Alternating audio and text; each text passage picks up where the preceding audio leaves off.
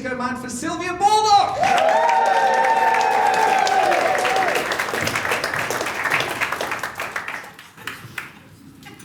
If your presence doesn't make an impact, your absence won't make a difference.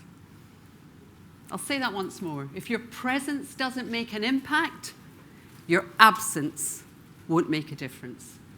And wouldn't it be sad if after today you went away and nobody could remember anything about you, what you look like, what your name is, and what you speak about? And yet so often, when we're out networking, we try and blend into the background. We don't want to stand out. And what's that all about? We're speakers. If we are not being seen and heard and remembered for all the right reasons, how can we expect to get booked and to get known? So my talk today is all about how we can all develop a powerful presence both on and off stage. Not in a fake way, but in a really deep, authentic way, from knowing the value that you bring and the difference that you make to other people. And it fits so well with a lot of the stuff we've heard this morning. I'm going to start by sharing a little bit of my personal story so it illustrates why this is such a passion of mine. And then I'm going to share some of my top tips that you can apply right now that are going to help you to stand out and get noticed. There'll be a short interactive exercise. Sorry, Alan, you may leave the room at that point. It will illustrate a point, and there'll be some takeaways. So does that sound okay? Yeah. Okay, so let me take you back to Glasgow. You might have detected a slight Scottish twang in my accent. Well, I was brought up in the refined part of Glasgow. Now, not many people know there is a refined part of Glasgow, but I'm from it. And I was brought up in a very strict religious family. My parents were strict Baptists, so our weekends used to go something like church social on a Saturday, followed by bath and hair wash and curlers, getting ready for church on the Sunday, and then church 3 times on a Sunday, ending with family prayers. And then during the week, there would be Bible study groups and youth groups. And we're very much encouraged to spend our time with people from the church community and not with our school friends. Now, it was a very loving upbringing, but in many ways, socially and culturally, quite narrow. We didn't have TV, we weren't taken to the theatre, we didn't go to the cinema. Things like pop music were seen to be too worldly. And when I got to the age of 13, I began to realise I was quite different from my friends. They were starting to experiment with makeup and miniskirts. They were going to discos, they were meeting boys. And there was I in this strict religious upbringing, and I began to rebel, as a lot of us do when we reach our teenage years. And after months of persuasion, I persuaded my family to allow me to go to a disco. Oh my God, I was made to feel such a sinner that I wanted to go to a disco and meet boys. Now, I played it really well. I left the house looking like I was going to a prayer meeting. And round the corner were my friends, with the carrier bag, with the little leather miniskirt and the little bomber jacket, and piles of makeup, and they did me up. And I went out feeling absolutely the bee's knees. And this happened a couple of times, and on the third occasion, the inevitable happened. I met a very tall, charismatic, worldly wise, good-looking guy. Swept off my feet. It was just before my 15th birthday. And I went out with him for 4 years. And he had a huge impact on my life because he knew so much about the world that I'd never come across. And it was exciting. And I eventually married him at 19, just a child. Then I realized I'd married a bully. Not a physical bully, an emotional bully. And I found out later that it was due to his insecurity. So I'd been brought up in a more affluent area. I went to a better school. I had more qualifications. So he talked me out of going to university. And he seemed to make it his raison d'etre to keep me small. And any time I would put my head above the parapet and voice an opinion of my own, I'd be shouted down. If we were out in company and I dared to spend time conversing with another guy or smiling at another guy, there would be hours, days, sometimes weeks of silence. And I learned that it was easier to play small, because every time I put my head up above the parapet, it hurt. It was really painful. And you're probably thinking, well, why didn't you leave? But you know, in those days, marriage wasn't as disposable as it is today. When you married for life. And if you left that marriage, you were a failure. That's very much the way I was brought up. But I did try and leave. I tried to leave 5 times. And each time, that charisma and that persuasive tongue drew me back in with promises of change. When I eventually left, I left Glasgow. I got a job with a pharmaceutical company. And I was training. It was an intensive training course, residential training course, in Maidstone in Kent, the Great Danes Hotel. Some of you might know it. And I remember on day 2, going down to the bar, wearing an outfit my husband would have hated, skin-tight ski pants, little cropped red jumper, red leather boots, long blonde hair. God, I felt I was the business. And I walked into the bar, and the older members here will remember an actress called Jill Gascoigne. Yeah? She did a detective series. Well, she was filming nearby, and she was there with fellow actors and the film crew. And we got chatting, and we ended up playing charades, and I was chatted up big time. I felt wonderful. And when I eventually went to bed on my own, I got into my room and I thought, do you know what? I've opened the door of the cage and I've flown. And I'm free. And I can do whatever I want to do. And nobody's going to shout me down. Nobody's going to make me suffer for being me. And you know, during that time, I felt very much like this lady here. I felt that I was in a box, that I couldn't stretch, I couldn't grow, I couldn't be me. I was a shadow of myself. And I think a lot of us live like that. And I'm not telling you that story to make you feel sorry for me. I'm telling you that story to illustrate that it doesn't matter how much somebody tries to keep you small and squash you into that box. Inside all of us, there is an inner presence, an inner light that nobody can turn out. And it might get clouded with films of negativity and limiting self-beliefs over the years, but it's still there. And you can re-find it and you can relight it. I love this next one, the fingerprint. If you look at it, the intricate grooves and curves of that fingerprint, and you think of the billions of people that have walked this planet and the billions of people that will walk it again, there are no 2 fingerprints alike. And that's so like each and every one of us. We are so unique, formed from our unique gene pool, our upbringing, our education, the friends we hang out with, the relatives we have, the schools we go to, the training we do, the books we read, the travel, etc., forms us into this unique being. And only we can tell our story. And only we can bring that uniqueness to the stage and to everything that we do. And you know, when we're young, when we're babies, we're the center of the universe. Does anybody know what 2 fears babies have? There's 2 fears that babies have. Loud noises and falling. All our other fears are fears that we've learned. We pick them up from other people. You know, if our mother is afraid of spiders, we get frightened of spiders. If our father's frightened of storms, we're frightened of storms. If our friends are scared of ghosts, we're scared of ghosts. And we learn all these fears over the years that keep us small. Now you think of that baby, born into a loving family, they cry, and every need is met. They're picked up, they're nurtured, they're fed, they're changed. There is no negativity. The life is wonderful. You fast forward a couple of years, and suddenly there's a couple of siblings, or parents have gone back to work, and the doubts start to creep in, because when they cry, they're not immediately picked up. They might be hungry, but they're not immediately fed. They might be lonely, but they're not being comforted. And suddenly they're being told, you're too demanding. You're being too selfish. You're lazy. You're too loud. You're too quiet. And it's a bit like putting films over that light. It gets a bit dimmer. Now, according to research, by the time we reach adulthood, we have heard on average 25,000 negative messages about ourselves. Compare that to just 25,000 positive ones.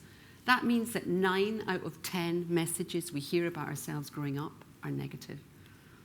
Is it any wonder that our young people often grow up not knowing what they're good at, or if they're good at anything at all? And then they end up going to university, taking a course they've been advised to do, and come out 4 years later and seriously in debt, and finding they don't actually want to follow that pathway. Now, as many of you know, I do profiling. I haven't got time to go into that today, but what I do with people is help them to understand what their natural strengths are, and then to play to those strengths, to be in flow, to do the work they were born to do, and to really appreciate their value. And as speakers, we need to appreciate the value that we give, because with that comes confidence and presence. I love this quote. People with a strong personal presence recognize and celebrate their uniqueness. And with that recognition comes a magnetic energy, which is totally irresistible. So how can we develop more presence? How can we stand out from the crowd? Because it's very easy to blend in, and it's a lot more difficult to stand out. Note the yellow umbrella. So I have a confidence cocktail for you, created just for you. And there's several ingredients in this, and the first one will come as no surprise: its appearance. Now, I really got into using colour as my branding when I published my first book in 2014. I decided that I would wear the oranges and the yellows just to reinforce the branding of my book and my website. And I noticed that people were starting to say, "You look really well. Have you been away? You look fantastic." And so I kept wearing it. And then this year earlier, I published this book, Top Tips on Speaking, and I started to wear a lot of this colour. And if you go into my wardrobe right now, it's predominantly that colour. And it's very much part of my brand. And colour's not just about vanity. It's also about the way you appear to other people. So if you wear colours that are right for you, and that's one of my Zing colours, this one, what it does is it warms your skin tone. It makes you look friendlier. It makes you look more approachable. It makes you look energised. How did I look in the black? Depressed. I felt depressed. It really zapped my energy. And black is actually the only colour that gives nothing back. Sorry, Celia. I always wear black. You give loads of energy back with your glowing personality. But black actually blocks energy, and for me, it's just not right. Only a quarter of the population can actually wear black and get away with it. When you find the colours that are right for you, then it saves you a fortune. You walk into a shop and you instantly know what's right. And your wardrobe is not filled with stuff that you don't wear because it just doesn't feel right. And as speakers, it's incredibly important to make the right first impression. How long have we got to make that first impression? Give me some figures. 3 seconds. 7 seconds? 1, 2 seconds? Any change? 5 seconds. 3. It's actually a tenth of a second. And that's research from Princeton University, very recent research. And the minute somebody stands up to walk on that stage, we're judging them. If you think of our brain as a bit like a movie set on a cartoon film, and we're taking millisecond snapshots of everything about somebody. So it's the way they're dressed, it's their body language, it's their facial expressions, and we're computing that, and we're making a decision on whether we want to listen to that person within a tenth of a second. So make the most of your appearance. It does count as speakers. People will decide on your appearance whether you're worth listening to or not. And if you don't look like you're worth listening to, then you're playing catch-up for the rest of the time you're on stage. I'm going to tell you 2 stories about this. I was speaking at a networking breakfast about 1.5 years ago, and I knew it was going to be full of suits, very much financial people, bankers, lawyers, solicitors, etc. For a nanosecond, I thought, shall I go a little bit more corporate? And I thought, no, just be yourself. So I wore this colour. And there was a chap sitting right in the front row, just where you are now, Christine. And he was heckling the whole way through. He was doing Michael Dodd in overdrive. It took Anyway, at the end, he came up and he said, Sylvia, it pains me to say it, but I really enjoyed your talk. I got a lot out of it. And then he said something that's really stuck with me. He said, I knew that you would be good the minute you walked in wearing that colour. He was the last man in the room I would have thought would have been influenced by what I was wearing. That really stuck with me. Appearance, again. A friend of mine is he's a PR and marketing director for a beauty company, and he's worked in the beauty industry all his life. So he's incredibly well turned out. He looks after his skin, he uses the products, his hair's always very well groomed, his nails are always great, he dresses in great clothes. And last year, one of his neighbours came across and said, Kim, I wonder if you could help me. I've been in the company that I'm in for 20 years, and the MD is retiring, and I would really like his job. But I feel I'm invisible at work. Could you help me to stand out a little bit more? So Kim said, sure, yeah. So he took him into town. He got his hair cut into a style that was this century rather than 2 centuries ago. He got him to buy a couple of tailor-made suits rather than just off-the-pegs, that-will-do versions. Got him to get a couple of pairs of fantastic leather shoes like our wonderful Steve here in the front, and some ties, in his word, that didn't look like the cat had sicked up on them. He then got him running, got him getting fit and a bit more energized. And he said, what I want you to do is read something new about your industry sector every single day, and then go in and share it with your colleagues. And he did all of that. And in 3 months, he was promoted to MD. So there is so much we can do to raise our credibility, raise our presence. And I could talk about appearance all day. However, I just wanted to do an example. Who can forget the guy in the orange tie?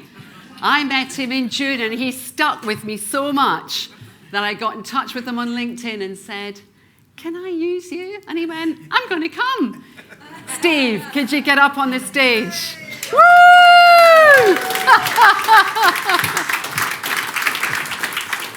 Doesn't he look wonderful? Can someone get a picture of us together?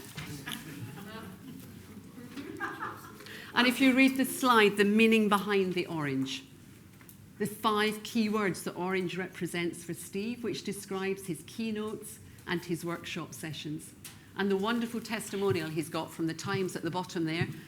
Steve is the man with the orange tie, bursting with energy and radiating self-belief. Really walk your talk. Thank you so much. Sylvia, sorry, Yeah.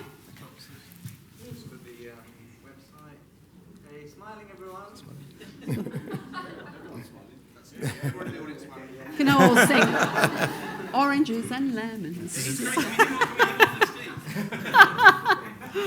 Thank you, Michael. So let's come back to the cocktail. So self-esteem. We've got to feel good about ourselves. We've got to know why we're on stage.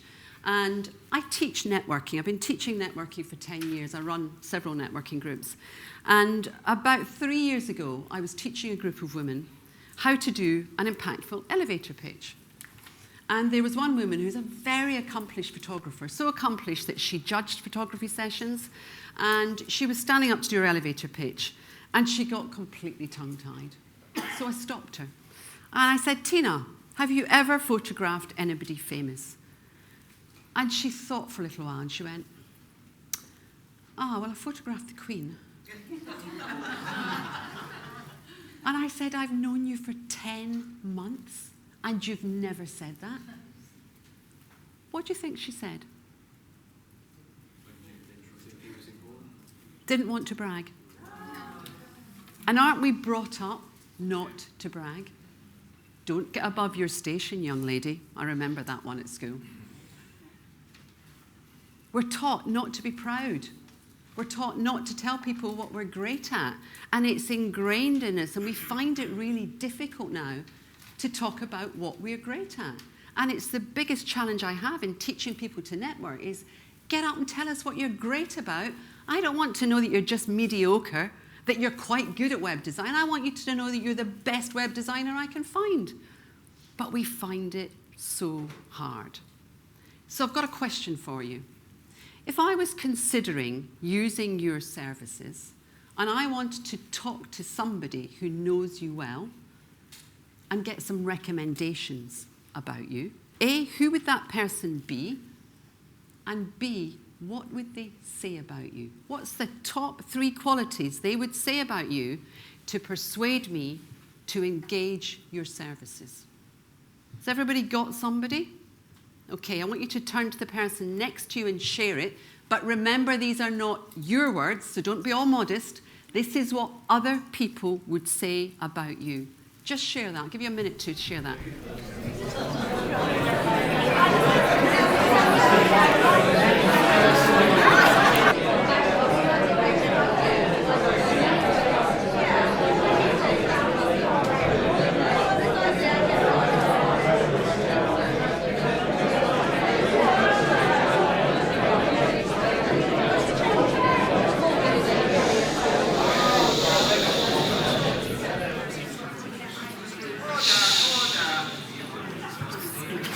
How did that feel? How did that feel for you guys?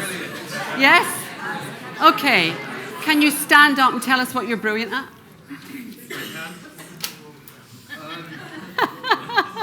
Okay, so I am brilliant at networking. I love speaking to people, no matter who you are. I'll go. Yay. I love listening to your stories. I'm extremely hardworking, so when I have my mind focused on something, I will just carry on going and achieve it. And I like to listen. As I said, I like to hear people's stories. Brilliant. Thank you so much. Give them a round of applause. Well done.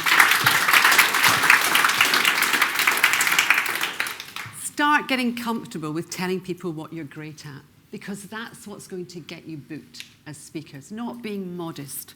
How many of you have got testimonials on your websites? Yeah. Do you have testimonials where you can see them every day? How many of you have got testimonials where you can see them every day? 1, 2, 3, 6 people out of 70 people.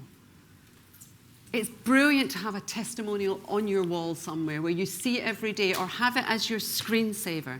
If you haven't got room to put them anywhere, do what my daughter did for me several years ago. She printed off all my testimonials, cut them into strips, folded them up, put them in a jar on my desk, and she went, "There you go, Mum. When you're having a bad day, just pick one out and read it." It was just lovely. It really made my day. The other thing to do is to work with a coach who can really help you to understand the value that you bring. If you can find a coach that will give you a time to think session, Time to Think, created by Nancy Klein.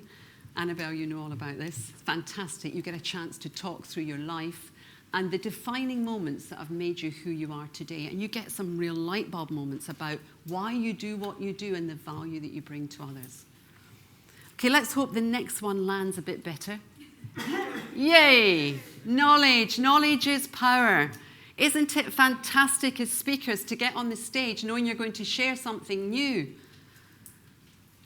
And as speakers, and many of us are trainers and coaches, we're giving out all the time. And if we're not topping up, it's a bit like trying to drive our car on empties. We just run out of steam. Also, we don't want to be doing the same old all the time, because we will get bored. And if we're bored, the audience are going to be bored. So continually top up your knowledge. There are some wonderful workshops available through the PSA. I've been on Jeremy's Speaker Bootcamp, thoroughly recommend it. I've been on Phil Calvert's LinkedIn course, it was brilliant. So take advantage of the workshops that are around you. And it's never been easier to top up our knowledge than it is today, with all the webinars that are always on show, all the online books. And now with Juicer, wow, God, we can become experts in a day on everything. It's fantastic. So keep topping up that knowledge and sharing it. Preparation. How many of you prepare for client meetings? What are the sort of things you do? Errol, what's one thing you do to prepare for a client meeting? Find out about the organisation I'm going to be speaking at. Okay. So looking at going onto their website, looking at their business plan. Business plan gives so much information about what they're about and where they're going. Brilliant. Fantastic. Harry, you had your hand up. What's one thing you do to prepare for a client meeting? Go through their LinkedIn profiles. Brilliant. Okay. So we prepare for a client meeting. And yet when we come out networking and we come to an event like this, where we're meeting 70 potential clients or people that could refer us to their clients, how much preparation do we do? Who prepares for these events? Who knows what they want to achieve when they come to one of these events? Andy? Peter? 4 people out of 75, 5 people out of 70. You know, if you just turn up and you just hope that you might stumble across somebody that just might be a bit useful, that's the result you're going to get. When you come out, think about, what would I really like to achieve today? It might be that you want an introduction into a new industry sector. You might want to take your speaking to a higher level. Who can get you there? And I understand that networking is not all about what you can get, but if you've got no idea what you want, guess what? You're not going to get there. The other thing is to prepare for conversation. How many of you look forward to walking into a room full of strangers and initiating conversation? A few more, but a lot of you still don't enjoy that. It's a challenge. And it's that fear of being judged or being stuck with somebody who's incredibly boring. Nobody in this room, I hasten to add. But think about how you can prepare for those interactions. If you've got some great questions up your sleeve, then when you ask that question, what do you do? Instead of thinking, what am I going to say when they ask me? You're prepared. You're thinking about, you're listening to them and giving them your undivided attention. So some of the questions you can think of is, what's your area of expertise? Because then you're saying to somebody, you're an expert. Tell me more about you. What are you currently focusing on? What kind of person would you like to meet today? What are your current challenges? You're really opening up conversation. You're developing rapport, building relationships with people. And when you really listen, and I mean fully listen, you're fully present for somebody, it's a gift. I call it the gift of undiluted listening. You're not thinking about what you're going to ask next or what you're going to answer to their question. You're really listening to what they've got to say. And how often do we get listened to? For more than 30 seconds without being interrupted. And people will value being listened to. You might say very little, but they'll go away and they'll go, see that person over there? They were fantastic. We had a brilliant conversation. They've probably spoken 95% of the time, but you've made them feel fantastic. So prepare. And prepare your answer to what do you do? How many of you practice your answer to what do you do? Hands up. Yay! Brilliant. Fantastic. What's the other question we always get asked as speakers? What do you speak about? Okay, who prepares their answer to that? What do you speak about? Just a few. If we know we're going to be asked that again and again and again, shouldn't we prepare the answers? And the typical answers are, what do you speak about? Leadership, change management, culture diversity. What does that tell you about that person? It doesn't tell you anything. You're not going to rush off and introduce that person to somebody because it doesn't tell you the benefits of what they do. So what are the benefits of what you do and what are the benefits of what you speak about? Build them into your answer to those 2 crucial questions. So that's some homework for you, some takeaways. Go away and work on those. Because when you come back and you walk into the room and you're looking fabulous in the colours that are right for you and you know exactly what you want to achieve, you've got a set of great questions to open up the conversation and you know your answers to those 2 questions, you're going to feel so prepared. You're going to enjoy every single moment. My final ingredient in the cocktail is passion. It's incredibly difficult not to listen to somebody who's passionate about their subject. You can have all the knowledge in the world, all the facts and figures at your fingertips. You can stand up here and spout it forth from memory. But if there's no passion, you're going to lose the audience.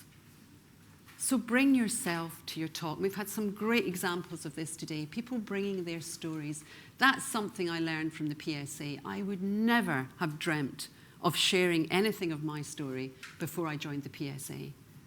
But that's what's unique about you. That's what gives you the message that you have now. So have passion. I want to come back to this being present because it's so important to be present. Have any of you ever been networking and you've had a conversation with somebody and you've asked them what they do and they've told you, probably in a very long-winded way, and then they do the cursory, so what do you do? And as you're answering, you're aware that they're looking over your shoulder and they're looking for somebody a bit more interesting to talk to because they've done their selling now and actually they're not interested in you. How does that make you feel? How does it make you feel? It's horrible, isn't it? You know they're not listening to you, so there's no point in you speaking. So that's what I mean about giving that gift, being present and giving that gift of undiluted listening. And I love this quote from Stephen Covey. Seek first to understand, and then to be understood. So we're going to do another little exercise right now. I want to teach you to listen fully. I want you to turn to the person next to you, and you're going to have 30 seconds for this, and I want you just to tell them about yourself. This is not necessarily about your business, just tell them about you. And what I want you to do is have 30 seconds each in that, and then in the third 30 seconds, I want you to find a couple of things you share in common. So when you're listening, I want you to imagine that your lips are super glued together. This is going to be really difficult for you as speakers. Hold your lips together. You're not allowed to say anything or comment. You just listen. Okay? So 30 seconds, decide who's going first, and your time starts now.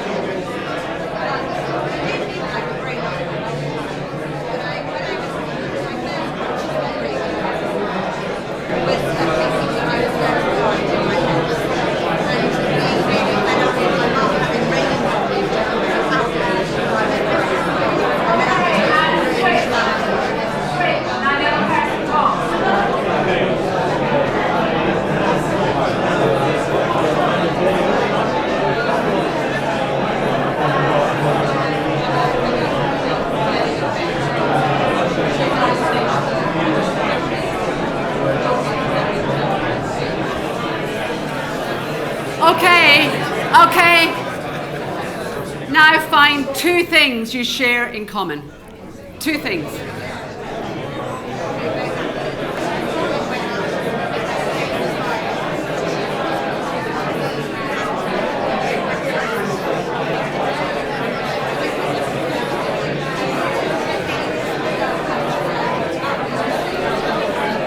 Okay, everybody.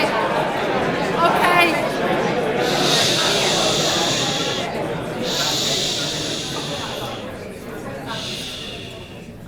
Okay, did MD find two things they shared in common? Yes, Peter.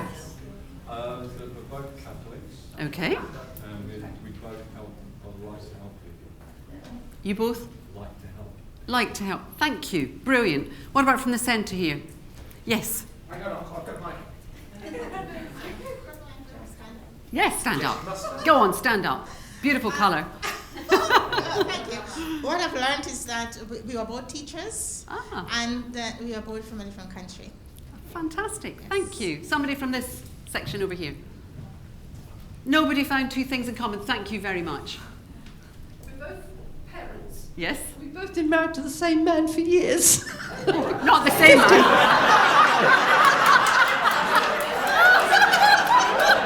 Good Lord, there's bigamy in the PSA.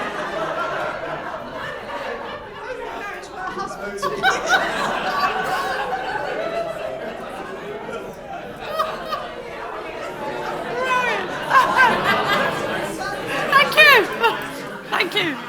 And thank you so much for that, ladies. That was brilliant. If you didn't hear it on this side, they've both been married to the same man for years. Okay. I just want to draw this to a close. Well, actually, just to summarise, is that we can all develop a powerful presence. And it very much comes from knowing who you are inside. And we can develop it by being more confident. And the ingredients of that confidence cocktail were appearance, knowledge, self-esteem, preparation, and passion. Then wherever you are, be totally present. You know, too many people live in the past. They live regretting things that they've done or things that they failed to do. They regret the school they went to or the courses they chose or the life partner they chose or the business partner or the house they live in. They live with regrets. They spend so much time regretting their yesterdays that they forget to live for today. And then an awful lot of people live for the future. And I'm a great believer in goal setting, but that's not what this is about. People live for that perfect time in the future when everything's going to be right. You know, when I've lost that stone in weight, when I've been on holiday, when I've got that new qualification, when I've found the right business partner, when I've found the right life partner.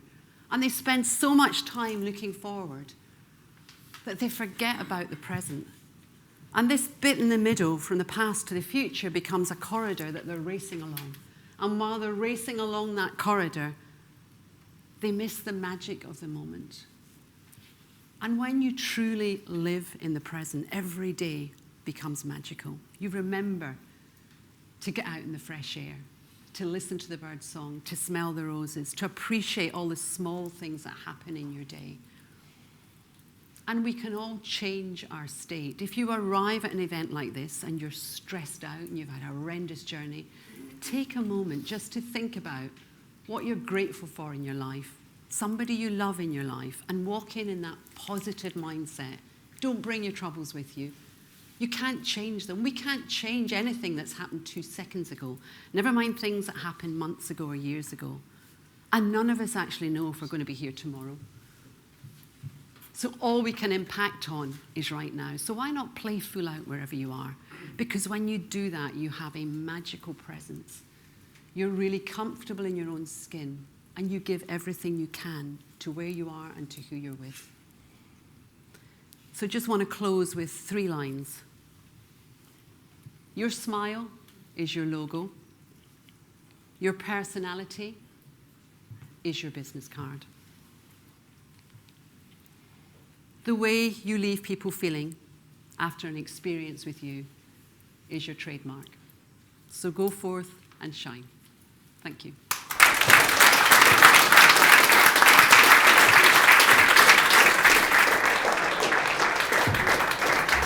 Thank you, Sylvia.